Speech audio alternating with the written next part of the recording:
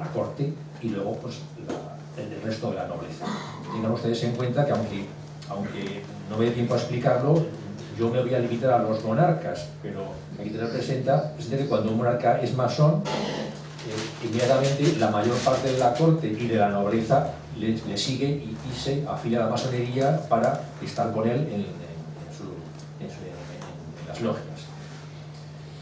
Por tanto, no me va a dar tiempo a desarrollar este otro aspecto de la nobleza cortesana, nobleza palatina, los ministros del rey, porque eso ya sería entrar en demasiadas profundidades. Bien, mi exposición la voy a dividir, lo digo por si me pierdo, para que sepan ustedes que yo pretendo tocar cuatro aspectos, cuatro apartados. El primero es quiénes son los masones. En segundo lugar, qué es y qué hace la masonería. En tercer lugar, cuáles fueron los monarcas masones. En cuarto lugar, haré una crítica a la masonería desde el punto de vista de la coherencia masónica y también desde el punto de vista histórico-jurídico. Y luego me gustaría, si me da tiempo, pues que hubiese luego pues, preguntas, porque aquí en el fondo pues todos tenemos nuestra idea de la masonería, ideas preconcebidas, ideas más o menos erradas o ciertas, pero todos tenemos también dudas y a veces pues es bueno el poder intentar solventarlas. Bien, con lo cual empezamos con el primer apartado. ¿Quiénes son los masones? Bueno, lo primero que vemos es que desde el siglo XVIII los masones han formado parte de una élite intelectual. De hecho, tenemos a masones como el barón de Montesquieu, que fue iniciado en Londres precisamente, su estancia en 1730, y luego al volver a Francia apadrinó la entrada de la masonería de su hijo, o sea que no debe tener mala impresión de la masonería. También Voltaire fue masón, fue iniciado en una logia de mucho copete, la logia Las 9 Hermanas de París, era una de las más intelectuales. En concreto fue iniciado el 7 de abril de 1778 y compartía trabajos masónicos con Franklin, que era en ese momento embajador de Estados Unidos, embajador oficioso, y con otros ilustres personajes del momento.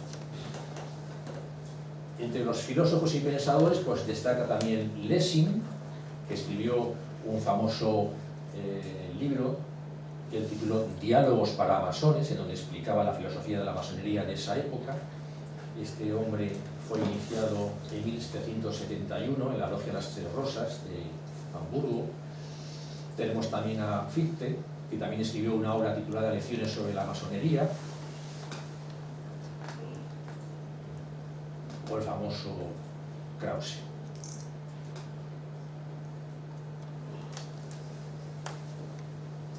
Que fue iniciado en la logia Arquímedes de los Tres Tableros en 1805.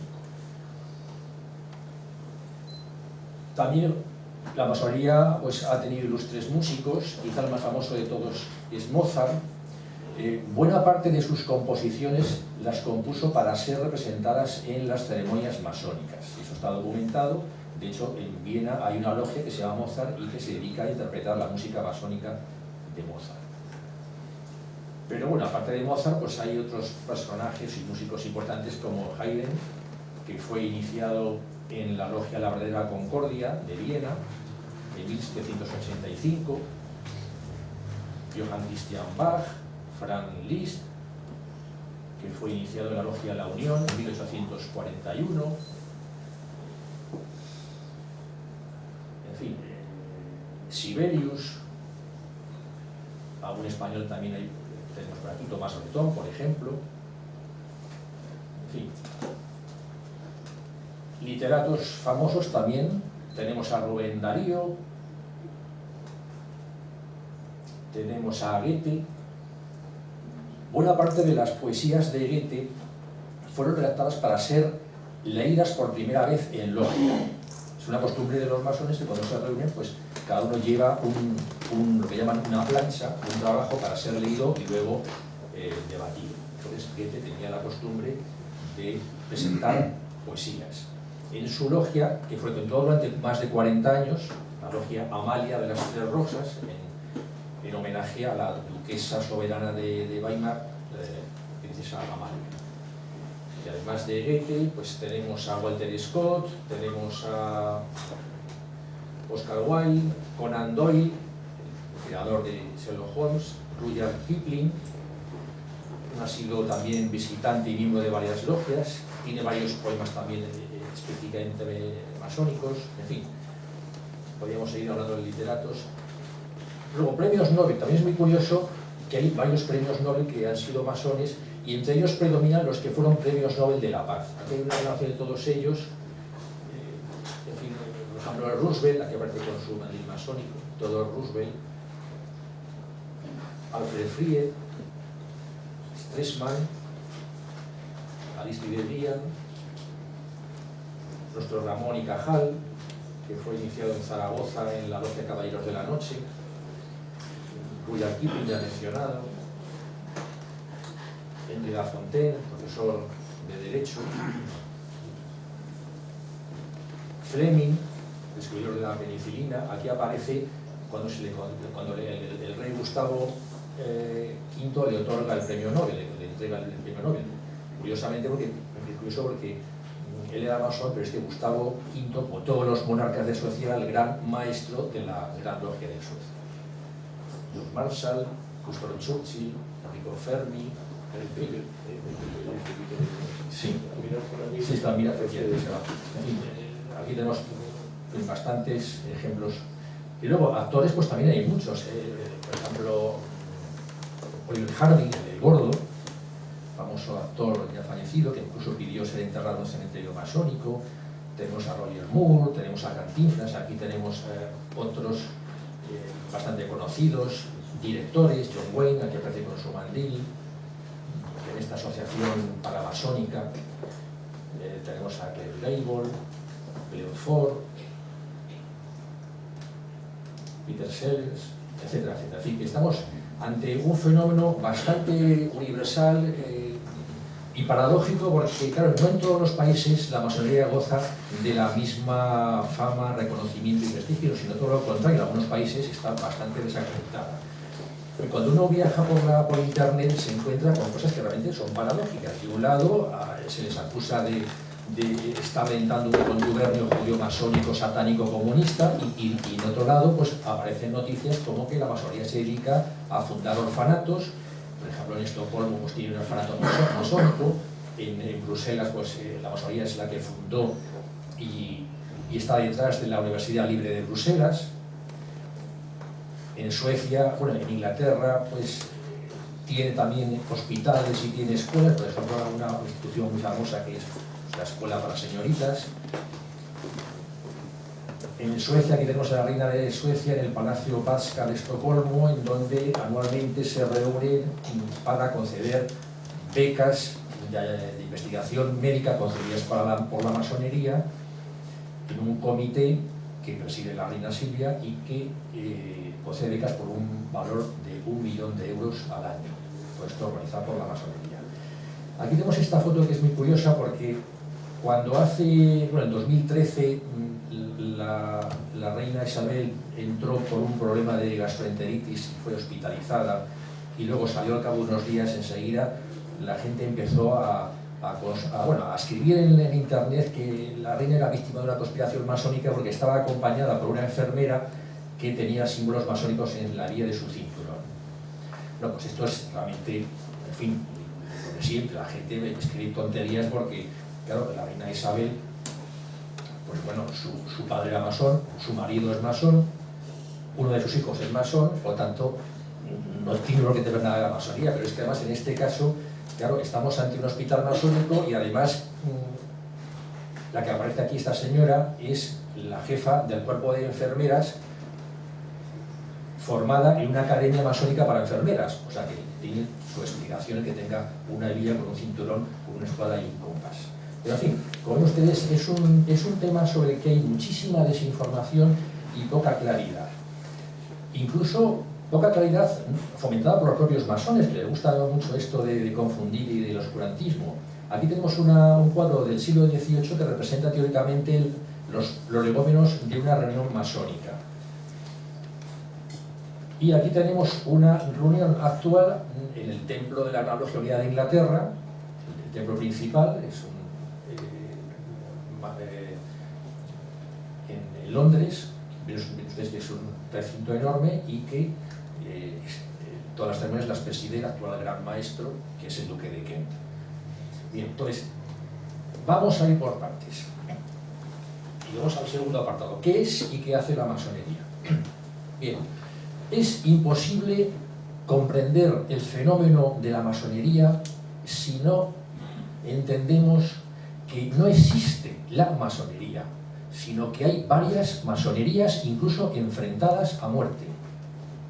O sea, ríanse ustedes las peleas entre el Real Madrid y el Barcelona, o entre el Atleti y el Real Madrid. No, eso es como comparar la guerra de Troya con una primera comunión.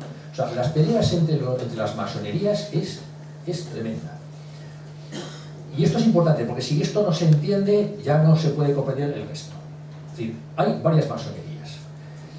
Y aquí les he hecho a ustedes en un cuadrito la división fundamental de lo que es la masonería regular.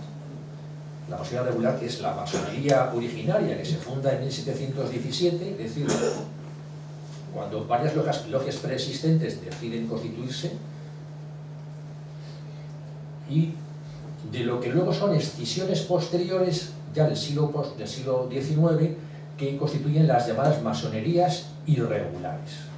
Son varias. ¿Qué es lo que las distingue? Pues, a tenor de los estatutos de las masonerías regulares o de la masonería regular, la diferencia es la siguiente. La masonería regular exige a todos sus miembros creer en Dios y en la inmortalidad del alma. Cuando uno pide entrar, se le exige esto, que lo diga. Mientras que en la masonería regular no se exige creer en Dios. Ojo, lo cual no significa que sea atea. Significa sencillamente que no hace cuestión, pueden entrar creyentes y ateos. En segundo lugar, la masonería regular solo admite a hombres libres. Es decir, desde 1723, que es cuando se aprueban las primeras constituciones o estatutos de la masonería, ahí se establece que solo se admite a hombres libres de buenas costumbres. Esta expresión, hombres libres, da a entender que las mujeres no pueden pertenecer porque no se consideraban libres. En esa época estaban sometidas a la patria potestad. En consecuencia, históricamente se ha mantenido en la masonería regular esta prohibición de que no se acepta a las mujeres, porque aunque ahora ya son libres, sin embargo existe esa especie como de tradición de que el oficio de la cantería o de la construcción es un oficio viril y por tanto pues no se admite a las mujeres. Y en esto la masonería regular pues se ha mantenido también firme, es decir, no admite a los hombres, mientras que las masonerías irregulares sí admiten a las mujeres. Si ustedes ven a una masona o a un cuadro con esto es masonería irregular. Luego, muy importante, y esta quizás es clave, en la masonería regular está terminantemente prohibido tratar, debatir o discutir sobre materias de política y de religión. Terminantemente prohibido. Eso está excluido, no se puede. Mientras que las masonerías regulares sí. De hecho, hay muchas masonerías, sobre todo las de tipo mediterráneo o latino, en donde realmente ellas se consideran laboratorios de ideas al servicio de los partidos políticos y por tanto ahí se discute y se debate sobre política. No tanto sobre religión, pero sí sobre política. Estas son las masonerías irregulares. Otra cuestión. La masonería regular exige solo que haya una obediencia masónica en cada país. Se le llama obediencia porque la masonería se compromete a obedecer estas reglas. De ahí el nombre de obediencia. Entonces, uno de estos landmark o mojones o linderos o límites establece una sola obediencia por país. Si la masonería es regular, entonces solamente tiene que haber una obediencia, una organización por cada país. No puede haber dos organizaciones en el país, solamente una. Y por lo tanto, para que esa masonería sea la regular, ha de ser reconocida por las demás. Es decir, cuando cuando la masonería se fundó en 1717, luego se expandió por Francia, Países Bajos, Italia, etc. Entonces se fueron creando grandes logias nacionales que fueron siendo reconocidas por Inglaterra y por las demás obediencias. De tal manera que este reconocimiento no significa subordinación. Es decir, cuando una obediencia ya es reconocida, es autónoma. En lo organizativo es autónoma, no depende de nadie. Lo único es simplemente que depende, su reconocimiento de regularidad depende de que las demás obediencias de los países la reconozcan como tal. Si empieza a desviarse, por ejemplo, si empieza a discutir sobre política de religión, entonces las demás obediencias de otros países le retiran el reconocimiento de regularidad y deja de ser regular. Se convierte en una obediencia irregular. Y eso pasa con mucha frecuencia. Mientras que la masonería regular, no. En la masonería regular, cada país tiene varias obediencias irregulares. De tal manera que lo normal es que en cada país haya 3 obediencias. La regular, solo para hombres, una obediencia irregular, hombres y mujeres, y una tercera que es una masonería solo de mujeres. Eso es lo normal. Lo excepcional es que haya 5 o 6 obediencias, o como por ejemplo en España, que hay 12, lo que demuestra, bueno, la locura masónica de España históricamente. O sea, 12 obediencias es una cosa que demuestra que realmente hay poca fraternidad, sino que lo que hay son proyectos personales y mucha pelea. Y en último lugar, dentro de estas obligaciones estatutarias de la masonería llamada regular, está la prohibición de visitar logias irregulares. Esto es muy curioso, porque un masón regular es libre para hacer lo que le dé la gana. Puede visitar lo que quiera. No le pone ninguna pega. Excepto visitar una logia irregular. Eso sí que lo prohíben. Y es motivo de exclusión. Entonces el masón regular está obligado a no visitar logias irregulares y también está la obligación de observar las fiestas propias de la masonería, que son los 2 San Juan Bautista, San Juan Evangelista, coincide más o menos con los 2 solsticios, el de verano y el de invierno, y la fiesta de los 4 santos coronados en octubre, que son los 4 patrones de la masonería. Y luego además la obligación de jurar sus compromisos tocando el volumen de la ley sagrada. El volumen de la ley sagrada es la Biblia, salvo que el que vaya a jurar sea un musulmán o sea un judío, en cuyo caso el libro es el Corán o es la Torá. En la masonería irregular, por el contrario, no existe eso. Es decir, hay una total libertad para visitar lo que uno quiera. Y no hay fiestas definidas. Entonces, esta distinción es fundamental. Aquí nos vamos a dedicar a explicar la masonería regular, porque es la masonería de los aristócratas y la masonería de los monarcas. Es una masonería, por lo tanto, que no se mete en política ni en religión, en teoría. Ya veremos luego al final, cuando hablemos de la crítica a la masonería, que esto, en el fondo, no es del todo cierto. Bien, explicado esto, que es importante, vamos a dedicar unos minutos a explicar qué es y qué hace y cómo surge la masonería. Nos situamos en Inglaterra a finales del siglo XVII y comienzos del XVIII en las llamadas guerras de religión. Las guerras entre católicos y protestantes, las guerras que hacen que el rey Jacobo tenga que exiliarse y, por tanto, las guerras políticas entre jacobitas y hanoverianos, o también entre jacobitas y orangistas. En definitiva, luchas políticas y religiosas que durante décadas estaban minando la paz de los talleres masónicos de esa época y que habían llevado a los miembros de los talleres a enfrentarse entre sí y que estaban llevando incluso a la extinción de la masonería de fines del siglo XVII. Entonces, en ese momento crítico hay un grupo de masones que decide que en los talleres no se permita ninguna discusión sobre política ni religión. Y entonces estos masones de varias logias, en 1717, fundan una logia con estos estatutos, en donde, para salvar la masonería, deciden que a partir de ese momento no se permite debate político ni religioso y que se admite a cualquier persona siempre y cuando crea en Dios y no tenga el alma. Y que la finalidad de la masonería es exclusivamente cultivar la fraternidad. Fíjese el paso, es un paso muy radical, porque de ser corporaciones gremiales artesanales, la llamada masonería operativa, es decir, que solo admitía a los trabajadores de la construcción con intereses gremiales, en pocos años esto cambia y se transforma de masonería operativa, es decir, que solo admite a los trabajadores de la construcción, los maestros artesanos, en una masonería especulativa, es decir, que admite a personas que no sean de la profesión. Admite a médicos, artistas, filósofos, etc. Pero además ya no tiene fines gremiales, los fines son meramente fraternales. Por lo tanto, aquí hay un cambio que es radical y que es lo que define la llamada masonería especulativa y que constituye el haber, no el debe, el haber de la masonería, es decir, es la primera asociación civil de la historia cuya finalidad es la práctica de la fraternidad.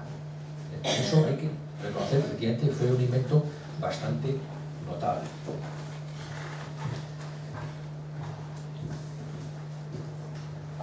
¿Dónde está el éxito de la masonería? Pues el momento en que la masonería no exige ningún tipo de cualificación especial, se convirtió en una alternativa a las academias, tertulias, sociedades, etcétera, etcétera, del momento. De eso es que las academias, claro, hay solamente la Academia de Historia, solamente se habla de historia, la de Derecho solamente de Derecho. Y además, para entrar ahí, pues es muy complicado, hay números clausus de miembros, y luego además, cuando uno quiere hablar sobre un tema, hay un censor. Pues bien, en las logias masónicas no. Se puede hablar de lo que uno le dé la gana, siempre y cuando no sea de política ni religión, no hay censor, y además de cualquier cosa. Es decir, ahí, una de las cosas más atractivas de la masonería de este momento es que los masones que hacían su tour de formación por Europa volvían a la logia y contaban las novedades del momento, y eso servía para que los que estaban ahí pues, aprendieran y tuvieran conocimiento de lo que se hacía, lo que se estudiaba, de los descubrimientos que había en otros países. Y eso fue un aliciente realmente notable en la época.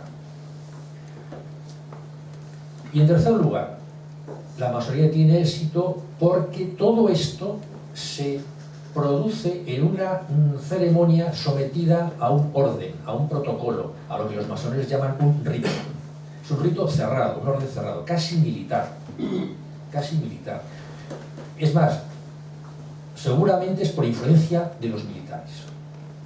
Ahí nadie puede hablar sin permiso, y cuando uno pide permiso y se le permite hablar, se levanta y se pone firme, en una posición hierática, y con una posición terminada de las manos, que impide que al opinar o hablar, la forma de gesticular se puede interpretar como menosprecio o amenaza a los demás miembros de la logia. Por lo tanto, para evitar eso, entonces se elimina cualquier tipo de decisión. Por lo tanto, son reuniones sometidas a un rito, a un orden cerrado, muy protocolario, nadie se puede desplazar si no es acompañado por el maestro de ceremonias, nadie puede hablar, hay una posición para cada uno, en la masonería hay 3 grados, aprendices, compañeros y maestros. Los aprendices se sientan en un lugar, los compañeros en otro y los maestros en otro. Por lo tanto, es todo muy jerárquico y muy disciplinado. Y esto fue un atractivo indudable porque desde el primer momento a este tipo de rituales empezó a dárseles un sentido místico o esotérico, ocultista, y empezó a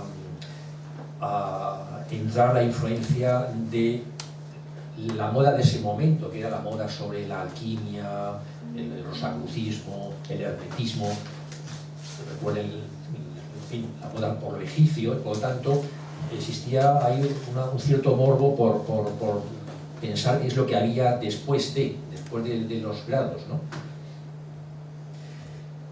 Y cuando esta masonería además llega a Francia, estos masones, en su mayor parte jacobitas exiliados, se dan cuenta de que la única manera de tener apoyo ahí, de esta masonería, es contar con la aristocracia francesa. Y entonces se les ocurre un invento que ellos consideraron genial, pero que en mi opinión fue un desastre. Y fue lo siguiente: para transformar la mística del boril y de la maza en la mística caballeresca, empezaron a crear nuevos grados por encima del tercer grado, o sea, por encima del aprendiz, compañero y maestro, crear otros grados, un cuarto grado, un quinto, de influencia caballeresca, y empezaron a introducir en los rituales influencias también aristocráticas y caballerescas, que son las que previven en la actualidad. Y de esa manera hicieron más atractiva la masonería a la alta burguesía y sobre todo a la aristocracia francesa. ¿Qué influencias son estas? Pues, por ejemplo, la banda azul o las cintas azules de la masonería, eso lo copian sencillamente de la banda azul de la Orden del Espíritu Santo francesa.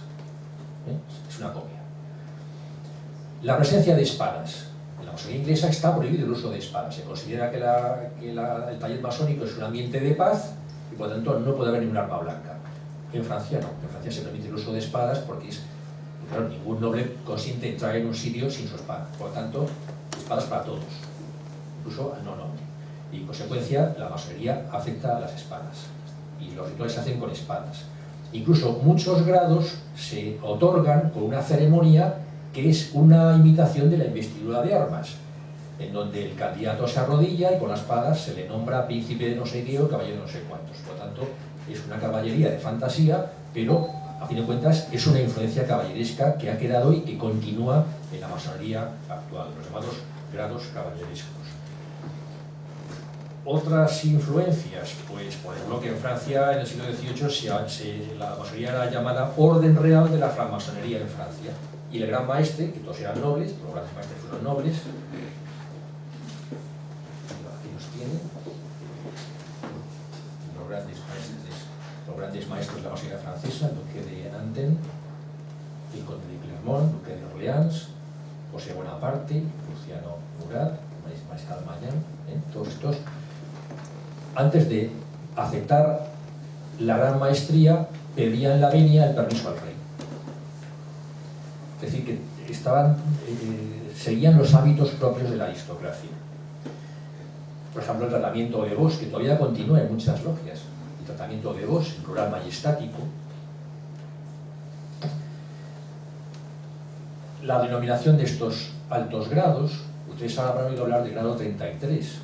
El grado 33 es simplemente pues, uno de tantos ritos que practica la masonería, que tiene 33 grados. O sea que entre el tercer grado, que es el grado de maestro, y el 33 hay un montón de grados que se van otorgando.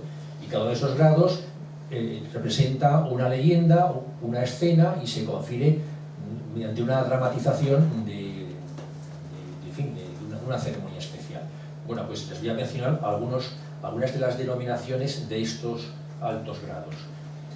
El grado 21 es caballero del templo, el grado 24 caballero del hacha o príncipe del tabernáculo. No, perdón.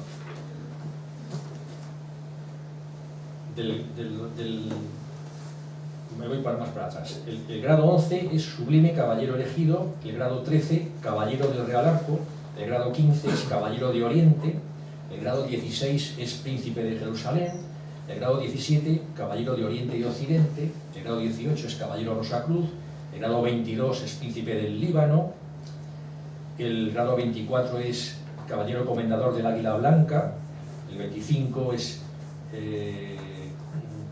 gran caballero y sublime comendador del grado secreto, el 25 caballero de la serpiente de bronce, el 26 príncipe de la merced, el 30 gran caballero elegido K2, etcétera, etcétera. Este grado, o sea, este ritual llamado escocés antiguo y aceptado, que es el de los 33 grados, que es el más divulgado por el mundo y el más famoso, tiene esta paradoja, es decir, estos grados se mantienen, son grados caballerescos, se confieren mediante una ceremonia muy similar al vestido de armas, pero claro que esta masonería es la que actualmente, por ejemplo, practican muchos republicanos, y la que han practicado también en muchos países, pues presidentes de república y gente que, en fin, que teóricamente pues, no está por la monarquía. O sea, que realmente es una cosa paradójica como a veces uno entra en contradicción con sus ideas. Pero en fin, no voy a entrar en este tipo de disquisiciones, simplemente me interesaba destacar el hecho de que la masonería actual conserva todavía esta gran influencia caballeresca en sus altos grados. De entre todos estos rituales, el más aristocrático fue el que fundó en 1751 von Hund, barón del Imperio, von Hund. Entonces, von Hund fundó la llamada Caballería de la Estricta Observancia Templaria. Solamente se podía entrar demostrando limpieza de sangre y también apellidos nobles. Es decir, había unas pruebas de nobleza, entonces si uno demostraba nobleza por los 4 costados, que esto es dificilísimo, se podía entrar.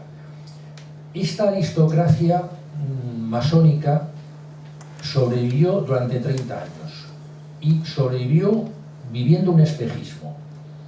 Fue la más poderosa del momento porque consiguió reunir a emperadores, monarcas, aristócratas de la nobleza, etcétera, etcétera. Y como digo, sobrevivió con un espejismo que fue el que creó von Hund. Él apareció un día diciendo que había sido contactado por unos superiores desconocidos,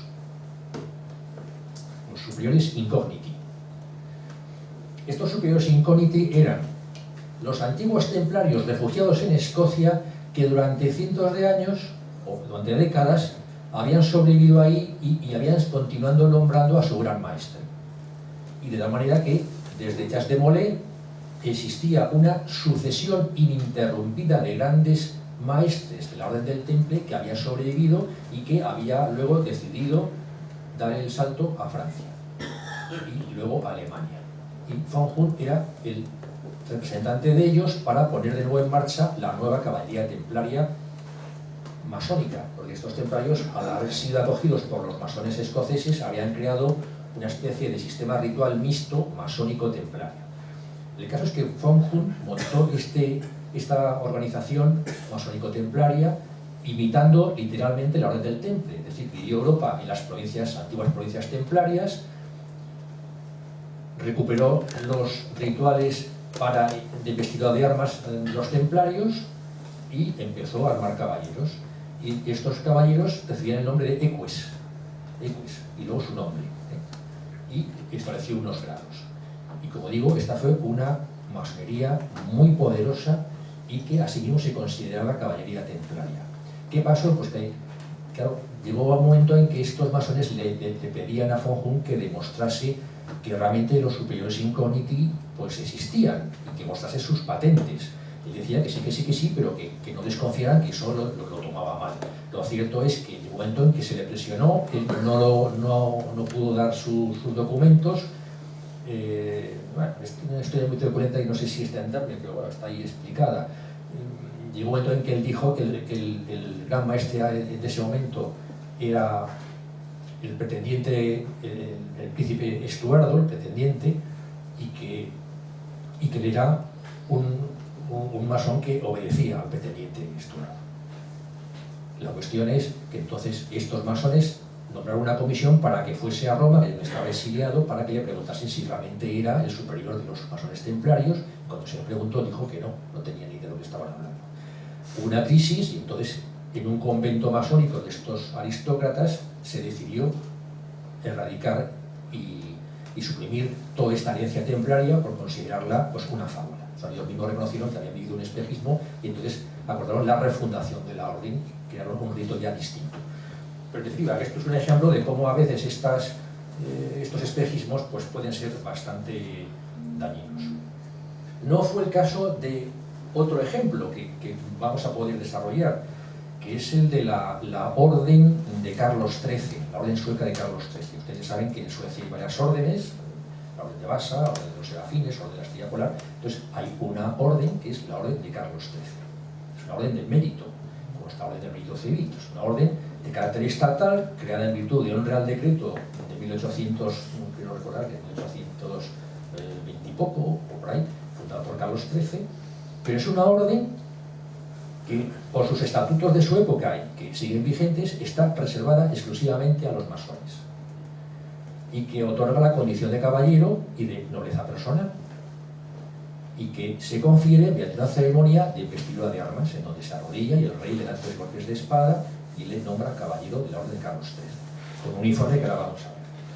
Como ven, lo que no consiguieron los franceses y los alemanes lo consiguieron los suecos, y es que la masonería tuviese de alguna manera una influencia o una afiliación o una entrada a la caballería. Bueno, aquí les he preparado, yo espero que no haya muchos errores, porque les he preparado una tabla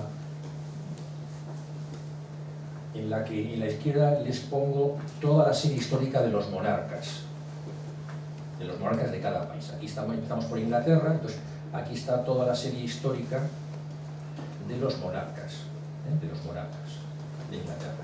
A la derecha están sus hijos masones. De tal manera que lo que está en rojo es que no son masones, y el resto son todos masones. Y en azul es que tengo un retrato de ellos, en que aparecen con su mandil. Entonces lo tengo en azul para pincharlo y que ustedes lo vean. Entonces empezamos, por ejemplo, pues bueno, Federico Luis, príncipe de Gales, que no llegó a reinar, pero que tuvo 3 hijos masones. No, perdón, 4 hijos masones. Uno de ellos, el rey Jorge III, que no fue masón.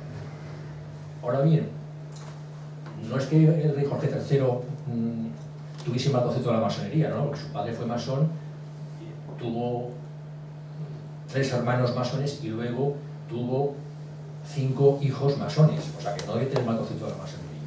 Entonces, de entre los hijos del rey Jorge III tenemos a Guillermo IV, que aquí aparece con la decoración propia de los presidentes de logia. En masonería, a los que presiden la logia se les llama venerables maestros. Y tienen esta banda, bueno, el charpé azul con la escuadra. Ingresó en la masonería y luego formó parte de varias logias.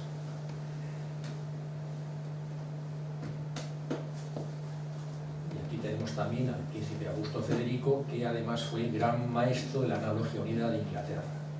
Aquí aparece también con el collar de gran maestro de la masonería inglesa.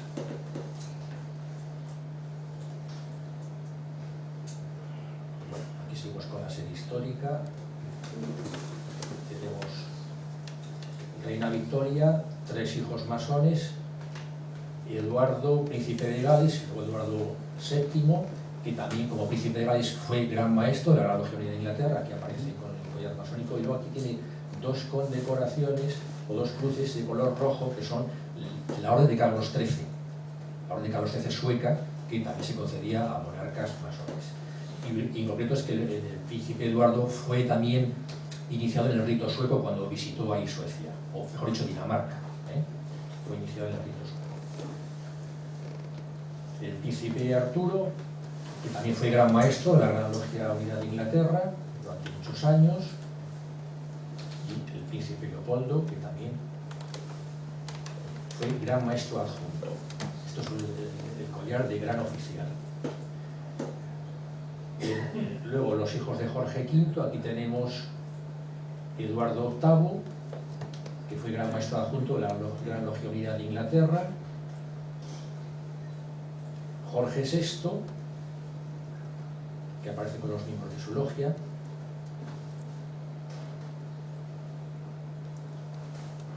el príncipe Jorge, padre de el actual gran maestro de la Gran Logia de Inglaterra, el segundo duque de Kent. Es el actual gran maestro, aquí aparecen los oficiales. Y también padre de Miguel de Kent, que es gran maestro de un rito específico inglés. Bueno, aquí tenemos, y por último, pues, el marido de la reina Isabel, de Edimburgo, que también es masón y fue iniciado en la logia naval en 1952.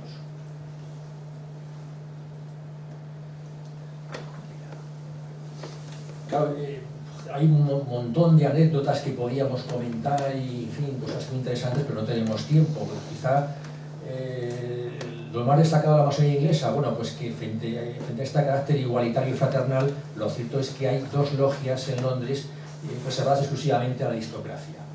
Son la Logia Real Alfa, que está reservada a los miembros de la familia real y a amigos suyos de la nobleza, y la Logia Príncipe de Gales, que también está reservada a miembros de la aristocracia. Y en estas dos logias es donde ingresan o se inician los miembros de la familia real. Actualmente sabemos que uno de los hijos de la reina Isabel es masón, lo que pasa es que no sabemos cuál, no ha trascendido.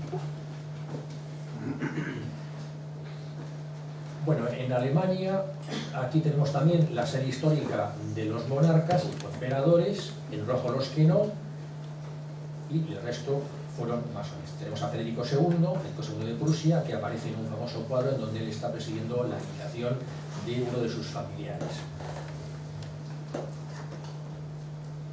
Tenemos también a Guillermo I, que aquí aparece haciendo un signo masónico, el signo de fe, la mano en el corazón, con su mandil.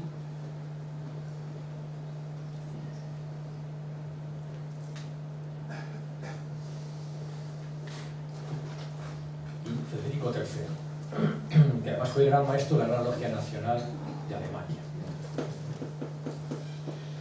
Bueno, vamos a ir un poquito más rápido. Masones de Suecia. Bueno, antes de empezar con los masones de Suecia, insistir en lo que ya les había comentado. Hay una orden estatal reservada a los masones. Aquí tiene el uniforme, color naranja, con la cruz templaria. La masonería nórdica tiene una característica, y es que su emblema no es la espada y el compás, sino la cruz templaria. Ellos, cuando este rito de la observancia templaria que os he comentado se extingue, sus rituales son reutilizados para crear una masonería nueva, que es la masonería sueca. En gran parte se consideran ellos herederos de los templarios. Por eso, vean ustedes que la masonería sueca, su emblema es la cruz, y en sus edificios ponen la cruz roja como cruz templaria. Y este es el distintivo de la cruz de Carlos, de la Orden de Carlos XIII. Fue creada el 27 de mayo de 1811. Bueno, entonces, desde 1751, todos los monarcas suecos han sido los grandes maestros de la masonería sueca, excepto el actual, que no lo es. Todos los demás han sido masones y gran maestro. Por eso no verá ninguno en rojo, excepto el actual. La masonería nórdica, o sea, la que practica el rito sueco, tiene una característica muy singular, y es que solo aceptan cristianos en las logias. Mientras que en la masonería del resto del mundo se acepta a cualquier persona que crea en Dios, por tanto a musulmanes, a judíos, hindúes, etc. La masonería nórdica solo acepta a cristianos. Pero para no romper la relación de fraternidad con las demás logias, permite a los miembros de otras religiones la visita a las logias, pero no como miembro, o sea, sin derechos. Pueden visitar las logias, pero no pueden participar como miembros activos. Es una singularidad de esta masonería sueca. Aquí tenemos, por ejemplo, a Carlos XIII, el fundador de la orden, que aquí aparece con el collar de su orden. Él fue uno de el principal redactor del rito sueco. Una persona muy involucrada en la masonería. También su mujer, la reina Carlota, fue gran maestra del rito de adopción de damas. Es un ritual exclusivamente masónico para mujeres. Si tenemos tiempo luego lo podemos mencionar.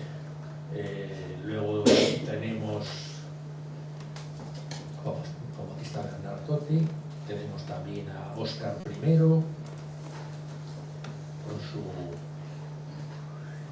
con su figuración como gran maestro.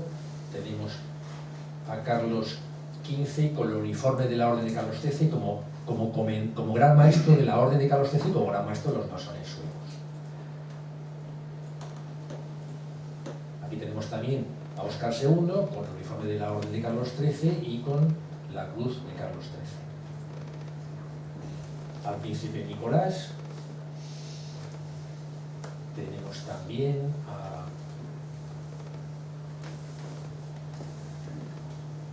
Gustavo V con el uniforme y con la cruz de la Orden de Carlos XIII aquí. Gustavo VI con esta banda también. Pues el rito sueco tiene 11 grados. Ya he mencionado que el rito escocés tiene 33, pues el rito sueco tiene 11 grados. El número 11 es caballero comendador de la Cruz Roja, es el culmen, el máximo. Y eso implica poder ponerse esta banda con la cruz templaria de la masonería sueca, que es con la que aparece. Aquí aparece con el collar de gran maestro de la Orden de Carlos XIII y con la banda del grado 11 de la masonería sueca. Gustavo Adolfo con el uniforme de la Orden de Carlos XIII. El príncipe Berti también con la banda del grado 11 y los distintivos de la Orden de Carlos XIII. En fin, como ven ustedes, pues es una masonería bastante curiosa. Y luego, pues claro, como esta Orden de Carlos XIII es una orden que está regulada por Real Decreto, pues todos los que pertenecen están publicados en las disposiciones, por lo cual es pública la condición masónica de estas personas. De hecho, hay un libro publicado donde está toda la relación de pertenecientes históricamente a esta orden, y ahí pues hay grandes personajes, incluso también monarcas extranjeros. Bueno, en Francia, pues aquí tenemos la misma relación de monarcas. Ven que todos fueron masones, excepto Napoleón I, que lo he puesto en rojo porque aunque todos sospechan que fue masón, sin embargo no se ha encontrado el documento que lo pruebe. Máxime, teniendo en cuenta que su padre fue masón y todos sus hermanos fueron masones, incluida su hermana Carolina, que fue gran maestra del rito de adopción cuando fue reina de Nápoles. Aquí tenemos al duque de Orleans, luego ciudadano Luis Felipe Igualda, guillotinado. ¿Qué podemos decir de la masonería francesa? Bueno, podemos contar muchas anécdotas, pero hay dos muy interesantes que forman parte de la mitología y las leyendas masónicas. La participación de la masonería en la redacción de la enciclopedia francesa. Siempre se ha dicho que fue aletada, auspiciada, y la masonería tuvo un gran peso. Bueno, pues esto es un mito creado por los propios masones, porque realmente no es cierto. Realmente cuando uno coge la relación, y esto fue objeto de una tesis doctoral, fue una relación de todos los miembros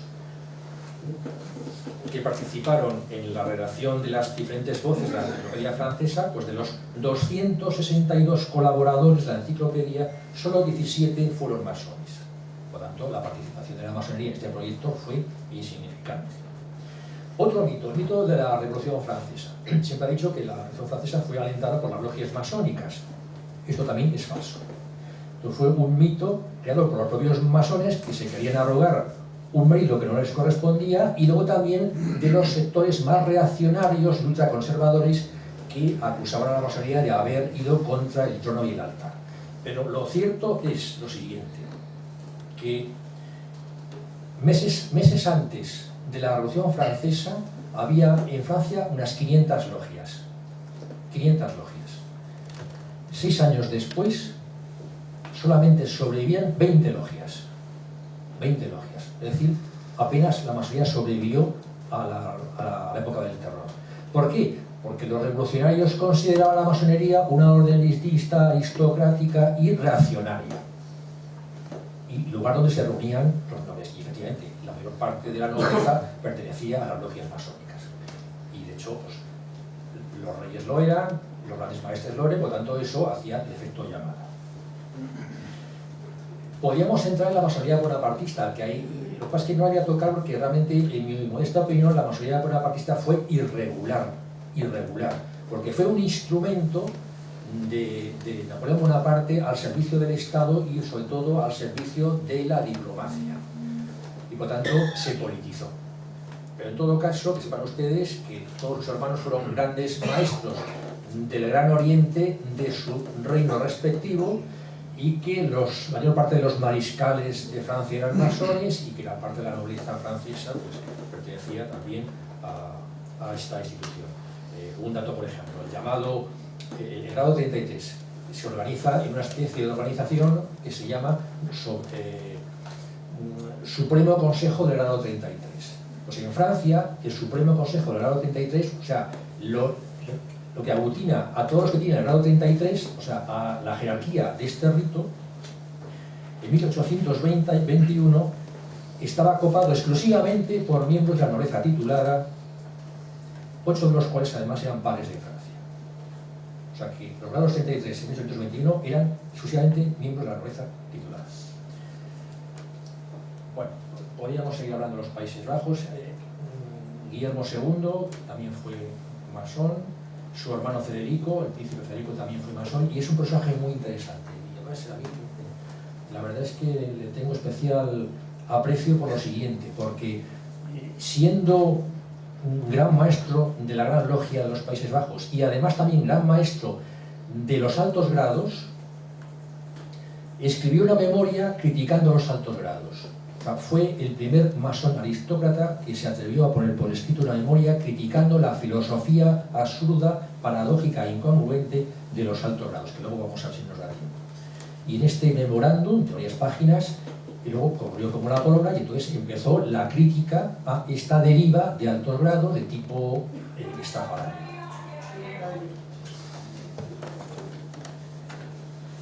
Bueno, Dinamarca, pues tenemos lo mismo, la mayor parte de los monarcas fueron masones, y tenemos aquí, por ejemplo, a Federico VII con la cruz de Carlos XIII, o tenemos a Cristian X con la banda del grado 11 del rito sueco.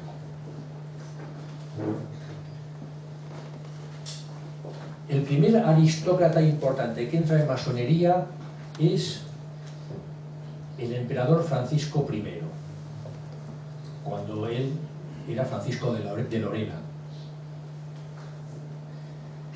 Entra en 1732 en Ámsterdam, en una ceremonia que se conserva, está descrita. Hay 7 maestros masones también importantes de la nobleza que le dan entrada. Él es masón, se dedica toda la vida a la masonería, su hermano también fue masón, su hijo, el emperador José II, también fue masón, y él se dedicó a la masonería. Además, porque él tenía sus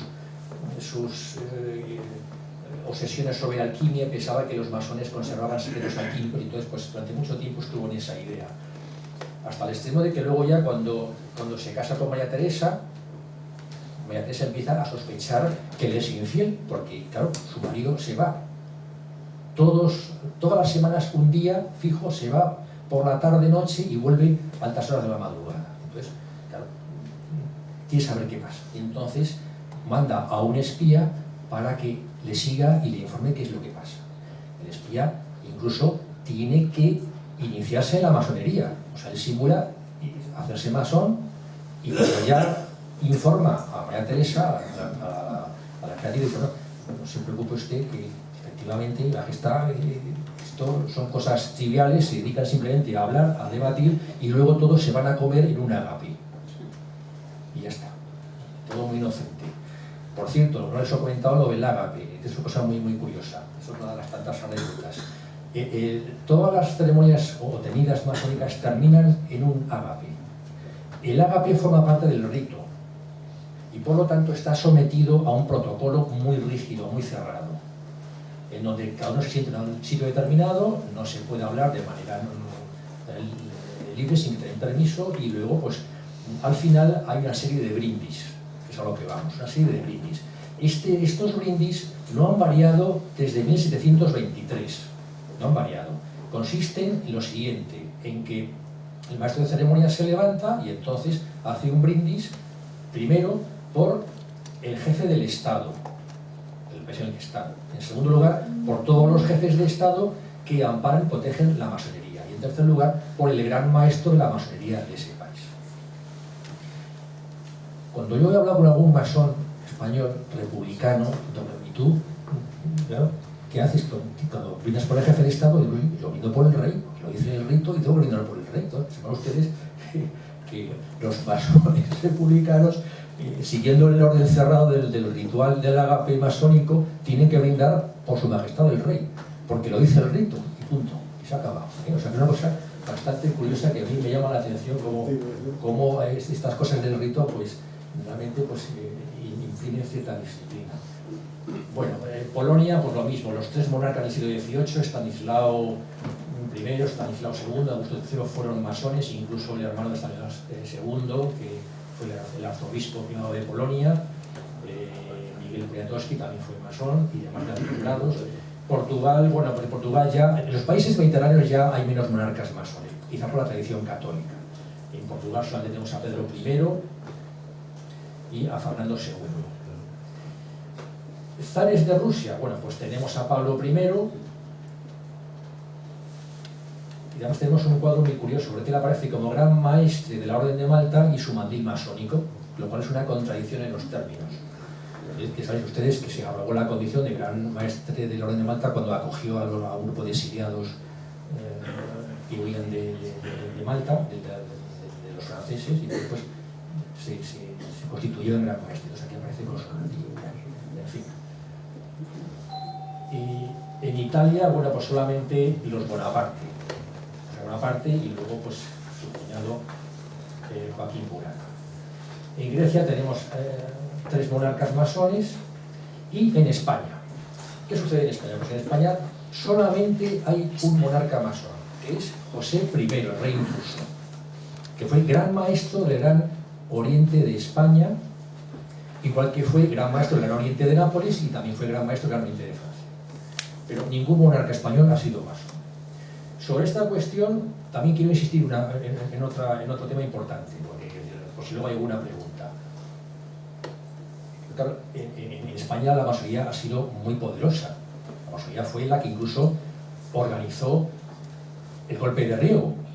El Tino Liberal fue obra masónica y el primer gobierno del Tino Liberal estuvo formado exclusivamente por masones. Y la mayor parte de los presidentes de gobierno en España han sido masones. Pero ojo, ojo.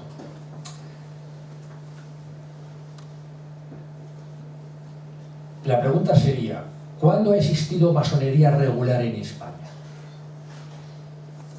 Es decir, desde el punto de vista de la masonería regular, ¿cuándo ha habido una obediencia regular en España? Bueno, pues fíjense en la fecha. La primera vez que España ha tenido una obediencia regular, o sea, reconocida como masonería por los demás países, ha sido en 1987, o sea, ayer. ¿Eso qué significa? Que para la masonería regular no ha habido masonería en España. Ha habido otra cosa. Otra cosa. ¿No? Cosa que no la reconocen, una cosa asilvestrada. Esto es importante porque, claro, cuando se no, es que el siglo XIX, el siglo XVIII o el siglo XX la masonería fue muy importante, sí, pero bien, pero eso a masón regular es de sin cuidado porque no reconoce eso como masonería, eso lo considera pues una secta, impostores o lo que sea que se dedican a otra historia que no es la masonería regular. Lo digo porque esto es muy importante. Y efectivamente, insisto, ha sido muy poderosa la masonería, pero es otra historia a la que yo no me dedico. Es decir, yo me dedico a estudiar la masonería regular porque la que a mí científicamente me interesa. Y dicho lo cual, pues bueno, ya se me echa el tiempo encima y me quedan unos minutos para hablar del último punto, es decir, la crítica a la masonería. Vamos a ver. Y la crítica a la masonería regular, claro. O sea, aquella que teóricamente prohíbe tratar temas políticos y religiosos. Bien, pues la cuestión es la siguiente. Cuando uno estudia los textos rituales de los altos grados, que además están todos publicados, y además en varias versiones y en varios idiomas, porque los propios masones lo han publicado desde hace, vamos, del siglo XVIII ya lo publican todos los ritos. El rito escocés de 33 grados, el rito francés de 7 grados, el rito alemán también de 7, el rito inglés también de 3 grados, excepto el rito sueco, que es el único que permanece en secreto. Es el único que permanece en secreto. Bueno, pues estos altos grados consisten en que en cada grado se escenifica, se dramatiza una leyenda, un episodio histórico que el candidato tiene que representar y al final del cual se le confiere el grado y mediante una ceremonia. Bien, pues la filosofía de estos grados tiene escenas que realmente son, bueno, por decirlo de alguna manera, ahistóricas, impertinentes, inaceptables e inoportunas. De entre todas esas escenas o temas voy a seleccionar tres. Empezando por el juramento masónico. El juramento masónico es un juramento que está vigente desde el primer momento y que consiste en que cuando uno jura, pues consiente en que si incumple su juramento le sea cortado la garganta. Ese es el juramento que sigue vigente. Claro, esto es un juramento criminal y además es ilegal. Claro, nadie puede consentir que a uno le maten y menos autorizar a otro entonces que le maten. Por tanto, conculca varios principios jurídicos. O sea, aparte de la libertad, porque hay coacciones, pues de la dignidad humana, en fin, un montón de cosas que el libro lo explica, pero bueno, es una cosa que realmente no se sostiene. ¿Qué definen los masones? Pues que es simbólico. Claro, yo mantengo, si es simbólico, pues que lo quiten. Si es simbólico, o sea, si no tiene valor, pues que lo quiten. Pero no lo quitan. Es más, en mi modesta opinión, el juramento es una cosa muy seria. Con independencia de la cuestión teológica, de invocación a Dios, desde el punto de vista jurídico, el juramento tiene efectos, porque es lo que produce un contrato. El compromiso de respetar uno y de tener unos derechos y unas obligaciones. O sea, el juramento es vinculante. Eso vincula. Cuando uno jura algo, se compromete a respetarlo y, por tanto, la legislación persigue a quien incumple sus compromisos de confidencialidad y en fin, todo lo que conlleva aparejado el juramento. Por tanto, es un juramento que yo considero atroz y que debería de suprimirse. El duque de Kent, hace años, cuando se le interpeló sobre este tema, dijo que esto del juramento realmente era un moscardón en el sombrero, que había que abordarlo, pero hasta hoy. Por tanto, eso es una cosa que ahí está. Y luego, en estos altos grados, en donde existen estos juramentos, hay tres temas que realmente son bastante complicados. El primero de ellos es la venganza templaria. La venganza templaria. Los masones se consideran herederos de los templarios. Se consideran herederos de los templarios. Y en consecuencia tiene que vengar a los templarios. Claro, la idea de venganza no tiene nada que ver, es incompatible con la idea de fraternidad. Si la finalidad de la masonería es la fraternidad, no puede haber una serie de grados que escenifican la venganza templaria. Es una contradicción. Pero vamos a la venganza en términos escabrosos, o sea, de matar a fulanito, cortarle la tripa, sacarle las tripas, en fin, una cosa realmente bastante espeluznante. Y por mucho símbolo que se le echa al asunto, realmente son unos términos que son inaceptables. Entre estos grados de venganza templaria hay unos juramentos de odio a Malta, la Orden de Malta, y de compromiso de exterminar la Orden de Malta. ¿Por qué? Fíjense ustedes lo penoso del tema. Como se consideran templarios, entonces ellos consideran que la Orden del Temple fue perseguida, disuelta y abolida por tres entidades: la monarquía de Francia, Felipe el Hermoso, el Papa y la Orden de Malta, que conspiró para hacerse con los bienes del Temple. Y en consecuencia ellos van contra el rey de Francia. De hecho, hay una escena en donde tienen que acuchillar al rey de Francia, y es un maniquí con un odre de vino en donde sale el vino.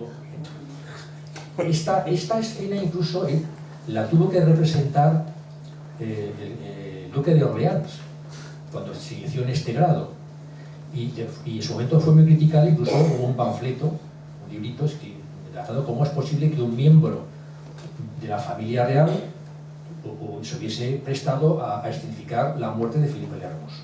En fin. Entonces, son esos tres personajes: el rey, el papa y Malta. Entonces, hay una especie de inquina contra estas tres instituciones, pero especialmente contra la Orden de Malta.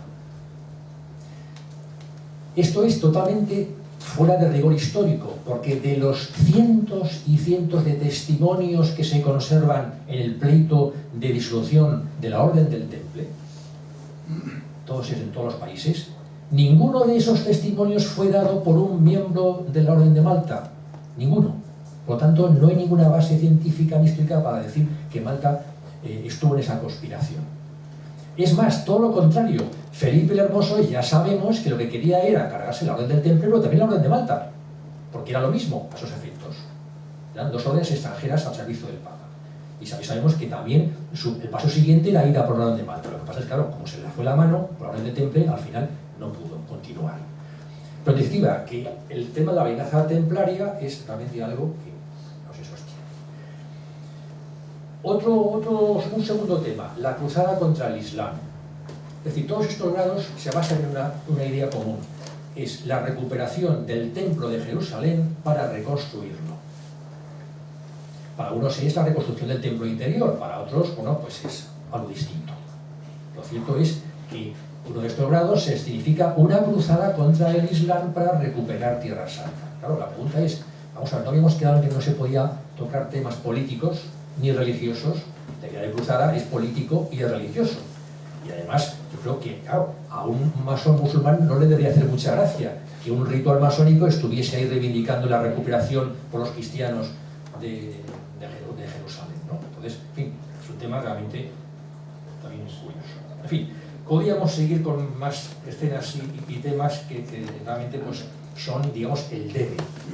Es decir, si en el haber de la masonería está el haber sido la primera asociación laica cuya única finalidad era la práctica de la fraternidad y crear un espacio de tolerancia y de convivencia y establecer un procedimiento para ello, en el debe está el que estos altos grados realmente son una deriva que han lastrado irremisiblemente la masonería y que por lo tanto fue, con esto concluyó, un gran proyecto, una gran idea, una feliz ocurrencia, pero negligentemente ejecutada, muy mal ejecutada.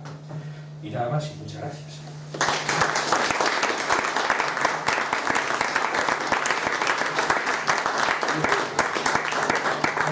Bueno, yo creo seguro que hay alguna pregunta, ¿no? Ya sabía yo que José no se privaba.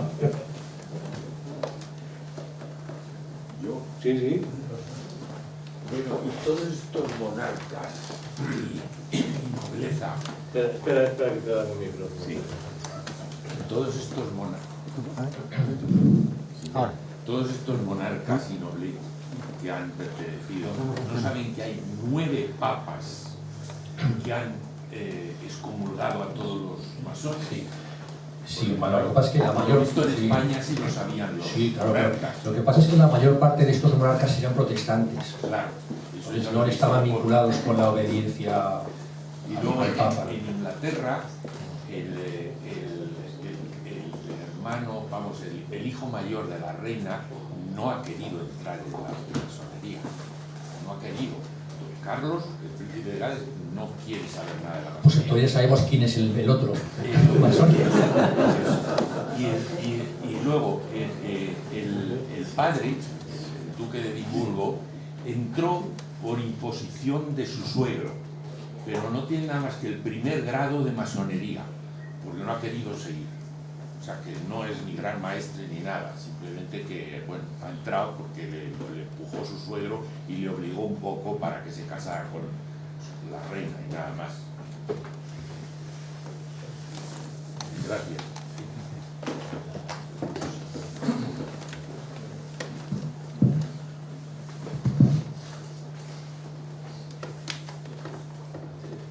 Bueno, puede que sea así. Yo la referencia que tengo es que formó parte de varias logias. Pero bueno, puede ser efectivamente como un honor, como duque, consorte, pues que algunas logias quisieran que formase parte de su cuadro lógico, ¿no? Sí, por imposición de su suegro. Sí, sí. Más preguntas. ¿Cuál ha sido la Espera, relación Luis, un momentito que está otra. Sí, sí. El micro. En primer lugar, profesor Alvarado, le felicito porque en rigor de la exposición, no tengo que decirlo yo, no puedo juzgarle a usted.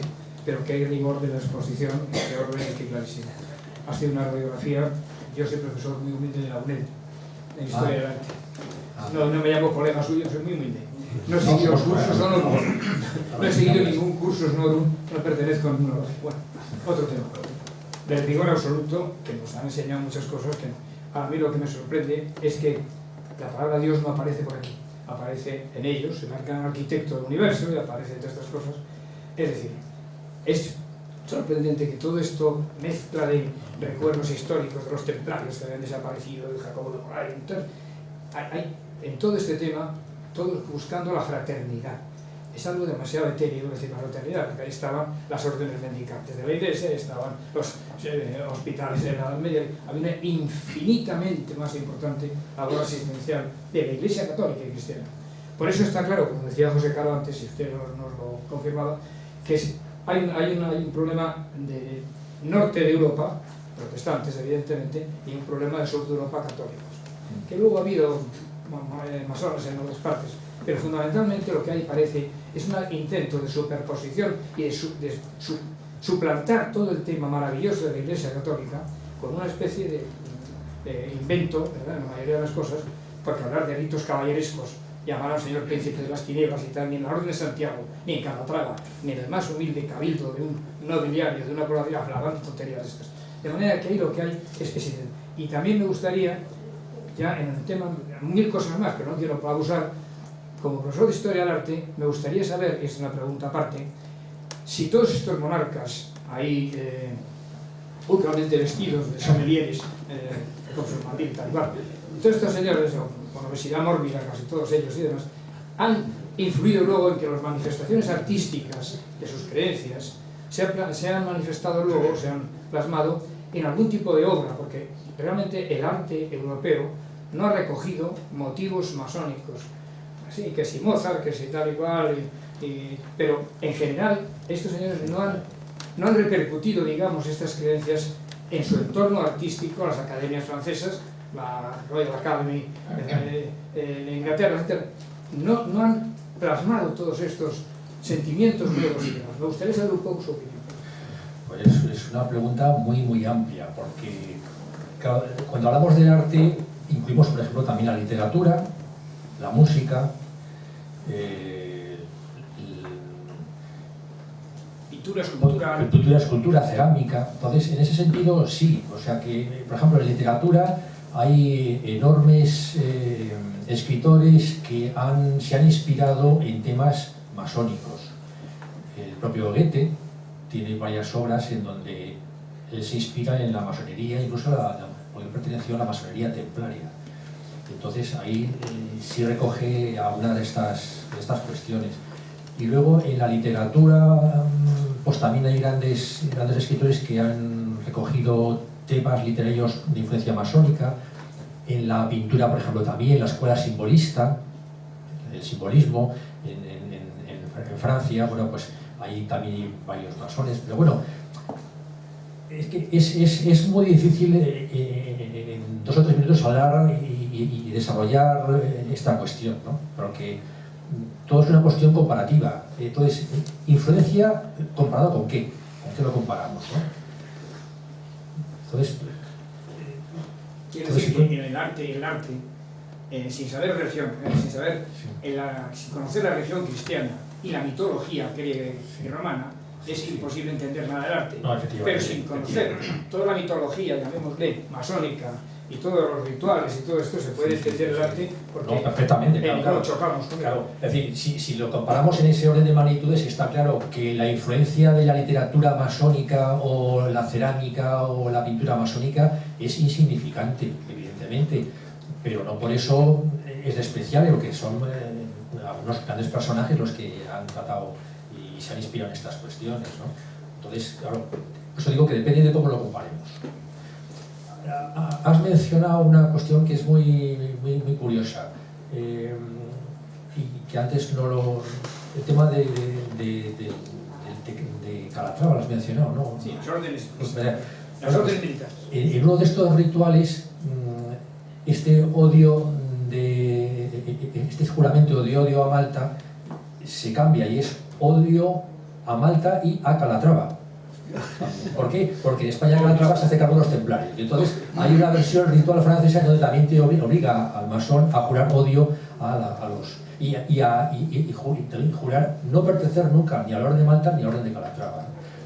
Bien, otra cuestión también interesante, porque luego cuando uno empieza a hablar con gente o con más, pues cada uno tiene ahí su argumentario, ¿no? Es el siguiente. Los masones ingleses solo permiten la práctica del rito inglés de 3 grados. No autorizan, no reconocen los altos grados. Los masones escandinavos, o sea, los países nórdicos, solo autorizan la práctica del rito sueco. Desautorizan, no permiten la práctica de otros altos grados. Los consideran espurios. Y con eso ellos consideran que ya están a salvo de las críticas. En mi opinión, no. Y por lo siguiente, además creo que jurídicamente se puede sostener. Y es por lo siguiente, porque, por ejemplo, el rito de 33 grados, el llamado rito escocés antiguo y aceptado, tiene estos temas que lo convierten el ritual en algo contaminado. Bien, este rito se practica en todas las obediencias masónicas del mundo, incluida España y Francia. Pues bien, Inglaterra, como he dicho, solo reconoce el rito inglés, que consideran un rito puro y descontaminado, aunque no es así, pero bueno, sin entrar en ello, lo cierto es que la Gran Logia de Inglaterra reconoce y mantiene relaciones de regularidad con España y con Francia y con estos países. Al reconocer la regularidad, está reconociendo la regularidad de los rituales que practican. Por tanto, está dando validez al rito de 33 grados. Y en consecuencia, quedas contaminado. Esa es mi tesis. Mi tesis es que de nada sirve que una obediencia diga que no reconoce esos rituales si luego mantiene relaciones de reconocimiento de regularidad con potencias masónicas que sí los practican, porque entonces estás dando validez oficial a esos rituales. Esa es la tesis. Bueno, pues otras preguntas, sí. ¿Qué relación histórica ha habido entre el judaísmo? Perdón. Espera que viene el micro. Como no lo veo. Ya, no, ya. He oído que los masones, cuando van a saludar y dar la mano, lavan las uñas. ¿Es cierto o no es cierto? Bueno, algo de eso hay, y lo explico. Históricamente, o sea, desde la Edad Media, los maestros masones recorrían el mundo en busca de trabajo. Y la forma de demostrar que sabían, o sea, que realmente estaban habilitados, tenían esos conocimientos, pues eran signos convencionales de reconocimiento. Uno de ellos es la marca. Ellos ponían una marca y explicaban cómo esa marca había sido deducida de una red fundamental. Y entonces con eso demostraban que realmente estaban en el secreto de los maestros. Otro sistema era darse la mano y darse el apretón de determinada manera que solamente sabían los maestros masones, porque cuando se es maestro te dan ese secreto. Y en consecuencia, cuando tú das la mano y te presentas, si das el toque, cuando llaman toque adecuado, demuestras que estás en el secreto, por lo tanto eres maestro masón y por lo tanto te dan trabajo. Ese es el origen. Y eso luego se ha perpetuado en la masonería especulativa moderna de tal manera que en función del grado que tienes, sabes tu toque. Entonces cuando visitas una logia, en teoría tú tienes tu pasaporte masónico o tu carta de presentación que te acredita, pero aún así en la logia te exigen que demuestres tu grado y en consecuencia tienes que dar el toque que te corresponde. Hay un toque para aprendices, hay un toque para compañeros y un toque para maestros, que es distinto. Esto está en internet, o sea, que decir que no es una cosa que sea secreta. De hecho, en 1720 y algo, los masones ingleses tuvieron que cambiar los signos de reconocimiento y los toques porque, como se habían divulgado, entraba a las logias gente que no era masona con el solo propósito de quedarse con el cepillo. Con la costumbre de los masones que en la ceremonia pasan un cepillo para la beneficencia y al meter la mano puedes dar dinero o puedes cogerlo si tú lo necesitas. Entonces había gente que se metía para coger el dinero. Entonces decidieron cambiar los toques. Pero en definitiva, que sí, eso existe una forma peculiar. El micrófono, porque si lo reparte por allí no puedo yo controlar el turno. No, tiene aquí delante, por favor, primero.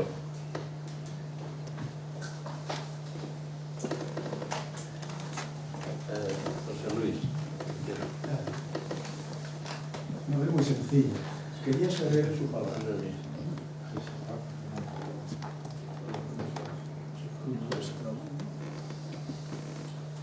Bueno, aprovecho para decir, antes se ha hablado de las bulas papales, es un tema muy interesante. Yo he dedicado 100 páginas a ese asunto en el volumen segundo, porque para mí era algo paradójico que hubiese cardenales masones.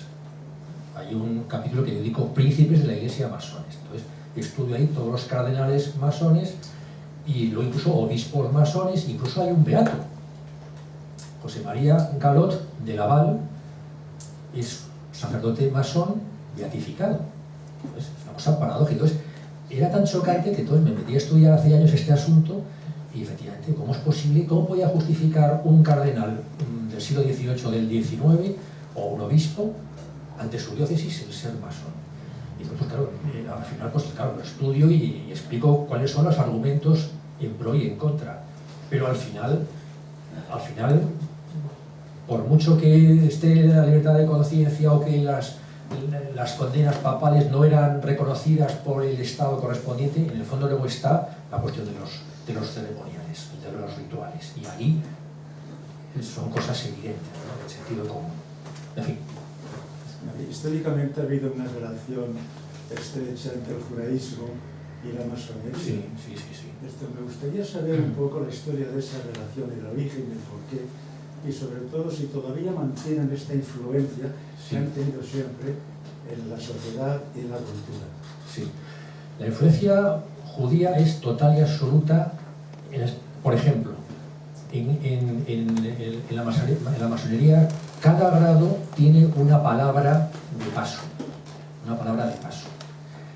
Y todas esas palabras de todos los grados están sacados del Antiguo Testamento. Son palabras, por lo tanto, de origen judío. El ritual de la masonería, en el fondo, todo él confluye en lo mismo. Es decir, la reconstrucción del templo de Salomón. Y los 3 grados primeros son 3 escenas del templo. El grado de aprendiz es estar ante las columnas del templo, el grado de compañero es ante la escalera de caracol y el 3er grado es la subida a Santa Santoro. Por lo tanto, estamos ante el Antiguo Testamento. ¿Por qué esa veneración de los masones por el Antiguo Testamento? Por el Antiguo Testamento. Y por lo tanto, esa influencia judía. Pues tiene una explicación lógica. Cuando los primeros masones ingleses empiezan a discutir entre ellos cuál es la forma de establecer un sistema de convivencia entre judíos, musulmanes y cristianos, como estos masones renuncian a que la masonería sea, como una época operativa, exclusivamente cristiana, tienen que recurrir a un libro sagrado que unifique a las 3 religiones, es decir, un libro sagrado que sea aceptado por las 3 religiones del libro. Y ese libro sagrado es el Antiguo Testamento. Es decir, un cristiano acepta el Antiguo Testamento, un musulmán acepta el Antiguo Testamento, considera incluso a Abraham un profeta, y por supuesto los judíos también, por lo menos parte del Antiguo Testamento, ¿no? Y en consecuencia el Antiguo Testamento para ellos es el volumen de la ley sagrada y es la ley universal, porque es el texto en el que todos confluyen y que no acepta, no concita rechazo, por ejemplo, a la hora de jurar. Entonces, de ahí que todos estos simbolismos procuren sacar personajes del Antiguo Testamento porque no genera rechazo en las 3 religiones del libro. Esa es fundamentalmente la explicación. Oye, ya no veo. Había alguien por ahí atrás que quería hablar, me parece. Sí, acerca al fondo del micrófono. Es que desde aquí, si no, no os veo.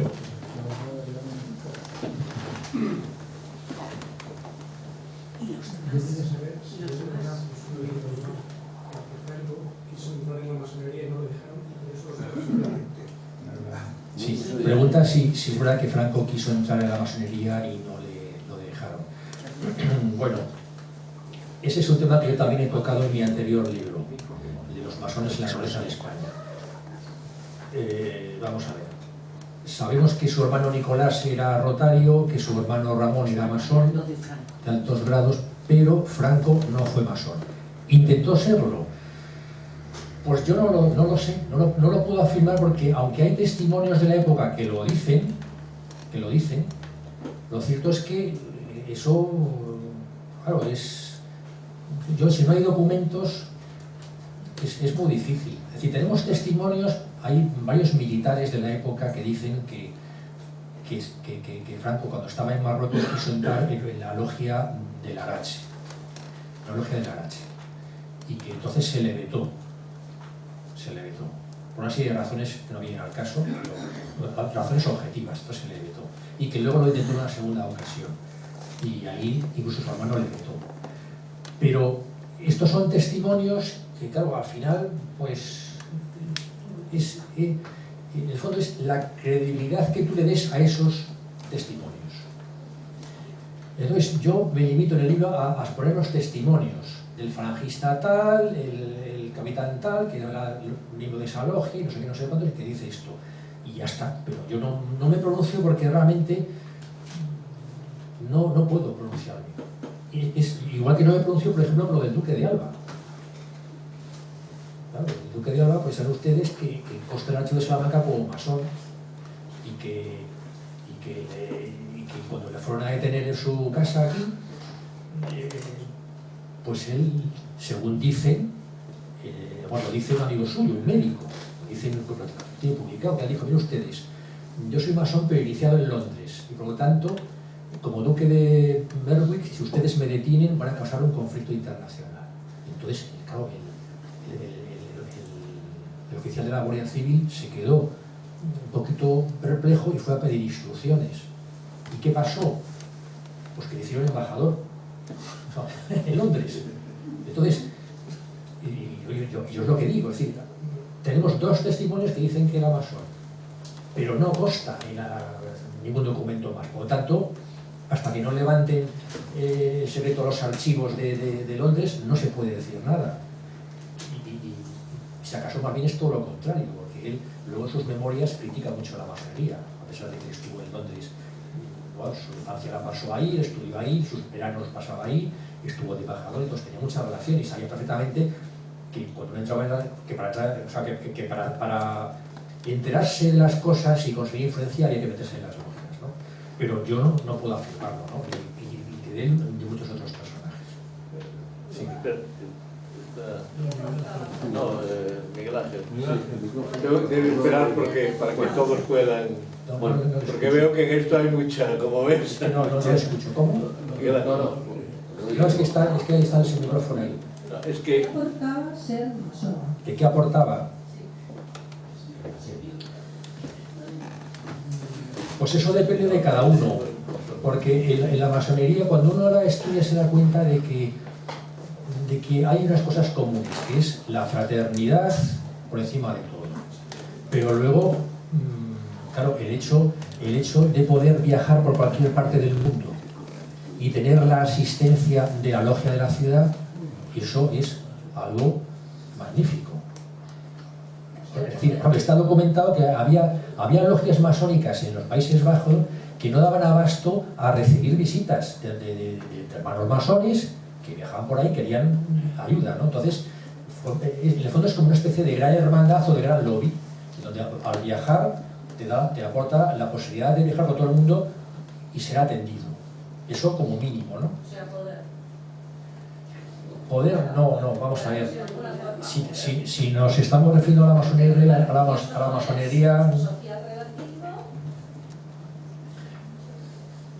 vamos a ver, ¿qué poder le puede aportar a un monarca ser masón?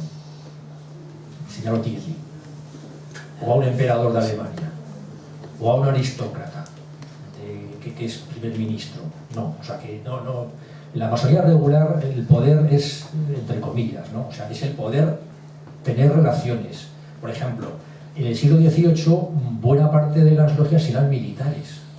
Logias militares, y eso era muy típico de los militares. Claro, los militares que viven continuamente fuera de su casa y que se pasan meses o años en campaña, claro, la vida es muy monótona y además bastante tediosa y claro, por las tardes el poderte reunir para hablar en un ambiente controlado, pacífico, bueno, pues eso era un aliciente más para los militares. Insisto, me estoy refiriendo a las logias regulares, no a las logias irregulares, que cuando en una logia irregular hay muchos militares, eso es otra cosa. Es más, ya puesto yo distingo tres cosas: masonería regular, masonería irregular y luego grupos políticos o protopartidos políticos con ropaje masónico, que eso es una cosa distinta, que son los que montaron las revoluciones en América, ¿no? Que es otra cosa distinta. Pero bueno, en definitiva, lo del poder, pues depende. Hay muchos que por ejemplo, ¿qué hace que un masón entre en los altos grados? Pues fundamentalmente ambición, por tanto es una forma de poder. La ambición de las cintas y de los colores, de ser príncipe de no sé cuántos, príncipe de no sé qué, y poder presumir y poder mandar a los que están por debajo. Entonces, en ese sentido, sí, claro. La filosofía de los altos grados, en ese sentido, es ambiciosa. Gracias. Si bien la masonería, tanto los dos modelos de masonería de los que hemos hablado, Sí. No excluyen a la Iglesia, a la religión católica, a Dios como principio, digamos, rector que puede establecer sus bases.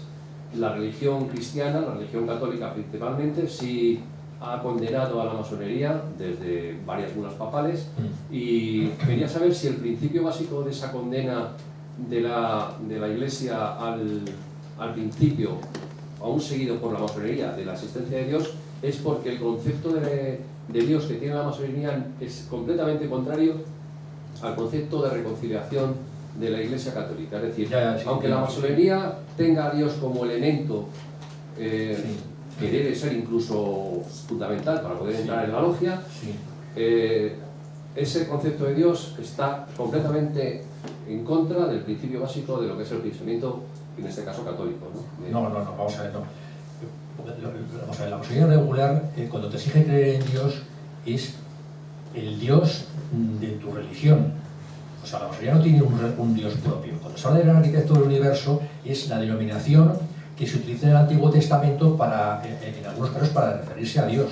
Y pues ellos, como son herederos de una tradición arquitectónica o constructiva, pues lo toman como símbolo. Pero no existe un concepto masónico de Dios, ojo.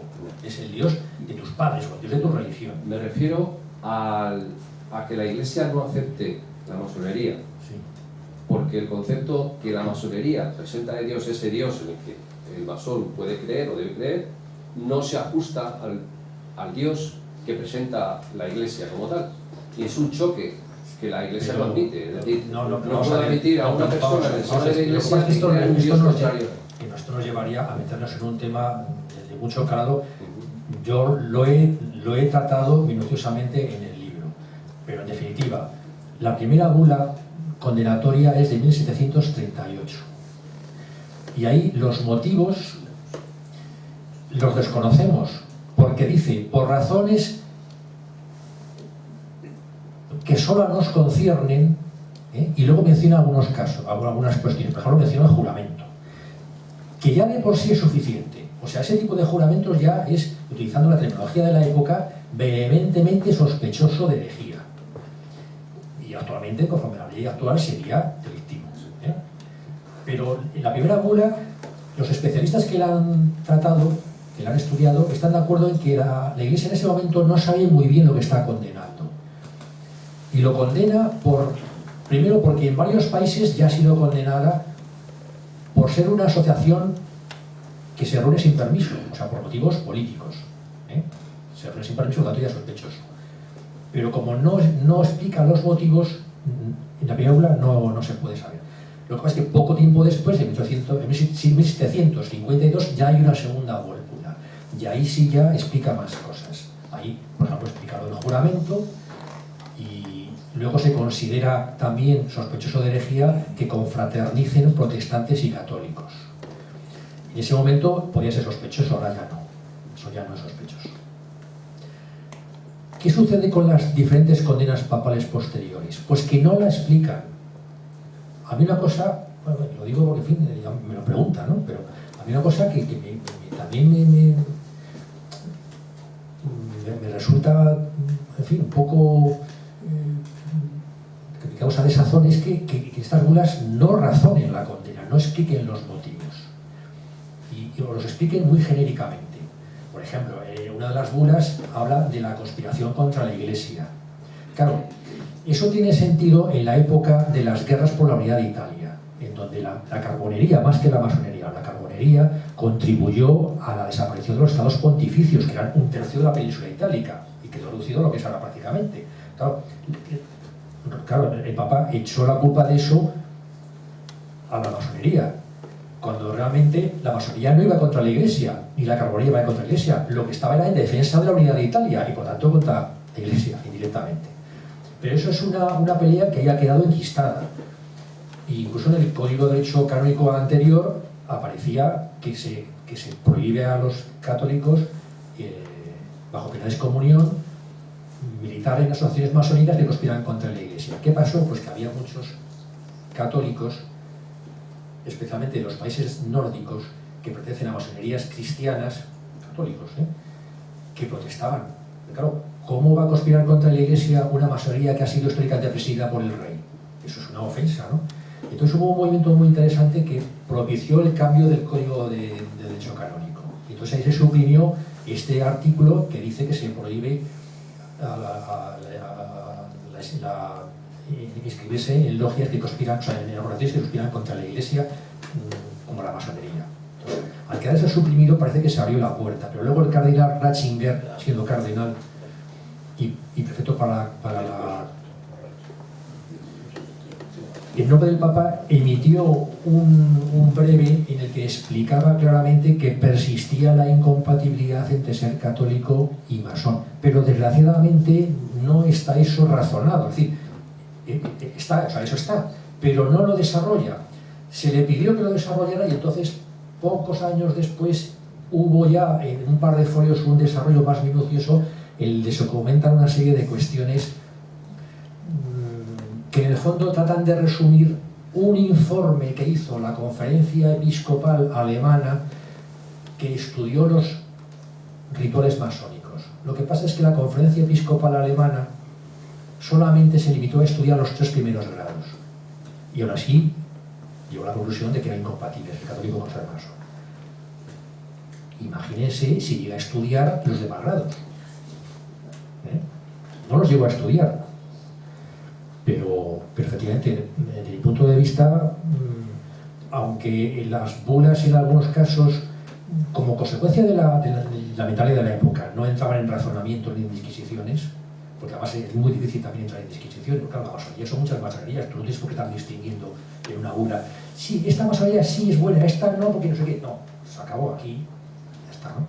Entonces, insisto que hay una base jurídica y teológica de incompatibilidad entre ser católico y ser masón, fundamentalmente por los altos grados, por la filosofía y los juramentos de los altos grados y también el grado de maestro que tiene este juramento. Pero en fin, estoy sintetizando mucho una serie de razonamientos y reflexiones que lo he hecho, pero bueno, quizá a lo mejor no me haya expresado suficientemente. Bueno, vamos a tener 2 preguntas más, tú y ya lo cerramos y ya seguís charlando, con el vino. No lo he comentado porque es muy escabroso, pero hay un grado, el grado 18, Príncipe Rosa Cruz, que está dedicado a Jesucristo. Claro, en donde se dice literalmente, en este grado no se toma en cuenta la divinidad o no de Jesucristo. Y digo yo, bueno, ¿y qué necesidad hay? ¿No habíamos quedado en que no se podía discutir de religión? ¿Qué necesidad hay de decir que no se tiene en cuenta si es o no, que no se entra si es o no Dios? ¿Qué necesidad? No tiene ningún sentido, ¿sabes? Que todo eso sobra. Si la vida de Jesucristo ya está en el Nuevo Testamento, ¿para qué hacer un grado para estas cosas? Si hace un grado de Jesucristo, ¿por qué hace solo sobre Mahoma? Ya metidos en gastos, ¿no? O uno sobre Buda, pero no, o sea, que cree que o sea, estos productos, todos estos autorados se crean en la segunda mitad del siglo XVIII y son producto de la fantasía y la elucubración y las peleas de los masones europeos que pugnan por ofrecer grados o altos grados cada vez más rimbombantes, más importantes y el non plus ultra de todo. Y al final hay una pelea, se pelean entre ellos y cuando ya desaparece la pelea aparecen masones que los recopilan y construyen con ellos sistemas. Un sistema de 33 grados, un sistema de 99, los hay, un sistema de 11, pero son recopilaciones de grados que son consecuencia de la ambición, la vanidad y proyectos personales que son puro espejismo. ¿Nos puede recordar, por favor, lo que era el archivo de Salamanca? Sí. Pues el archivo de Salamanca es el principal archivo masónico que existe en España y está compuesto por los fondos documentales revisados por el Ejército Nacional a las logias. Entonces, con eso se hizo el archivo. Por lo tanto, es un archivo incompleto, no están todas las provincias, porque en las provincias en donde estuvieron los republicanos, o en fin, como quieran llamar, ahí hubo tiempo para que lo quemaran, pero donde llegó rápidamente, ahí se requisaron. Entonces, todo eso es lo que forma el archivo de Salamanca. Pero, ojo, no lo pregunta usted, pero lo quiero advertir, el fichero es muy extenso. El fichero es tan extenso que quiero recordar que tiene 20 y pico mil voces, o sea, entradas de nombres. Y no había tantos masones en España. ¿Por qué?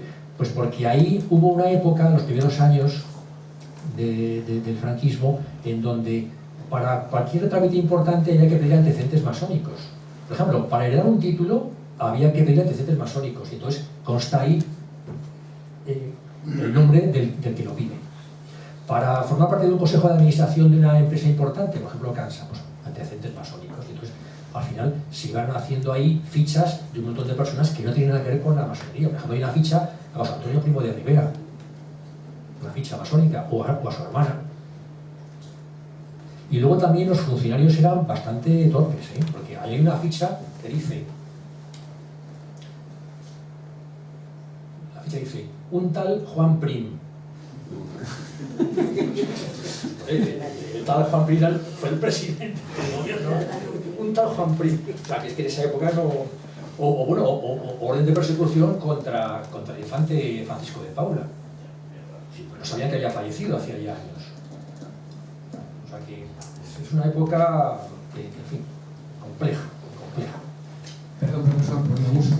Y perdón a todos. Sí. 4 cosas rapidísimas. La primera, rapidísimas en serio.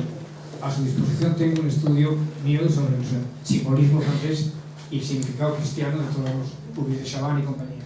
Sí. A su disposición. Sí. Segundo, los notarios, primos hermanos, special guest star de las películas, artistas invitados. Sí. Tercero, Alfonso XII es visitado cuando va a inaugurar el monumento al Sagrado Corazón de Jesús y parece ser que le recomiendan que no lo siga por ese camino. Lo que le pasó a Alfonso XIII es conocido, no lo sé. Cuarto, y acabo, a Mario Conde sí lo sé lo que le pasó. Se hace masón, se pide ser durmiendo cuando ya ha triunfado, da 20 millones, le dicen que para acá los 20 millones, pero que de la masonería no se va nadie. Y cuando lo juzgan, es un caso único, como Coreva también en derecho, que en pleno verano le duplican la condena cuando recurre a eso.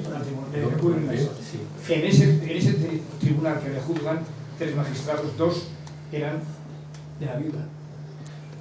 Yo desconozco esos datos y además es muy difícil comprobarlos. En todo caso, en el caso de Mario Conde, que sí que efectivamente fue masón y además oficial de una logia, yo creo que sus males no proceden de eso, proceden sencillamente de que tuvo unas ambiciones políticas y empezó a chocar con los grandes partidos porque se estaba comiendo el terreno. Y además porque él, claro, tenía los pies de barro. Él había tenido ahí problemas legales importantes, no solamente en Banesto, sino anteriormente en antibióticos españoles. ¿No? Es un tema, lo conozco muy bien por otros motivos, porque también ejercí de abogado y lo conozco. Entonces, ahí no tiene nada que ver el tema de la masonería. Ahora, el tema de la supuesta conspiración masónica en España, yo les voy a dar un dato, en mi opinión, modesta opinión, en España la masonería no tiene apenas influencia. Por lo siguiente, en España hay aproximadamente unos 4.000 masones, más de la mitad de los cuales son jubilados ingleses y alemanes que viven en el Mediterráneo. Y son los que han producido la regularidad. O sea, si no llega a ser por ellos, Inglaterra no habría reconocido a la masonería española. La considera bastante salvaje. Salvaje, la palabra salvaje es un término masónico también, ¿no? Salvaje, claro, y irregulares. Pero como ahí había un gran peso de estos masones ingleses jubilados y alemanes, entonces se produjo la regularidad.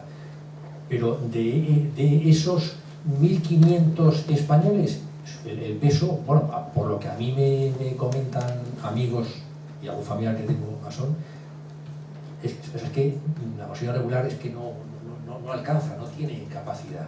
Otra cosa es que sí me gusta esto de la conspiración, o de que este fulanito lo es, que si Zapatero era, que no sé qué, bien, o que Rajoy incluso se dice, ¿no? En fin, bueno, o sea, esto realmente... De la parte del inserso masónico hay un hecho cierto, bueno, que tienen un poder real. Claro. Bueno, yo creo que eso es lo que les gustaría. El caso de Alfonso XIII y el caso de Mario Conde. El caso de Mario Conde lo conozco muy bien por vía directa. Lo conozco muy bien. Pero aparte de eso, y luego por favor el rotario. Los rotarios. Sí, los rotarios fueron fundados por masones con un método parecido a la masonería, pero no tiene nada que ver con la masonería. Es la antesala. La antesala.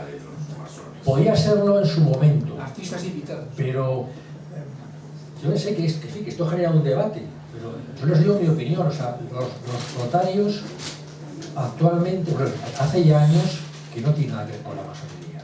Es más, en cierta manera es que se solapan. Y una persona que es masona no tiene ningún sentido que sea rotario, que hace lo mismo. En su momento, insisto, sí, podía ser una antesala, pero actualmente no. Bueno, no cabe duda que la conferencia ha sido de gran interés y estoy seguro que si no lo digo ahora que tenemos que parar, nos dan la hora que queráis, pero también queremos tomar un vinito y seguro que seguimos charlando de esto. Muchas gracias.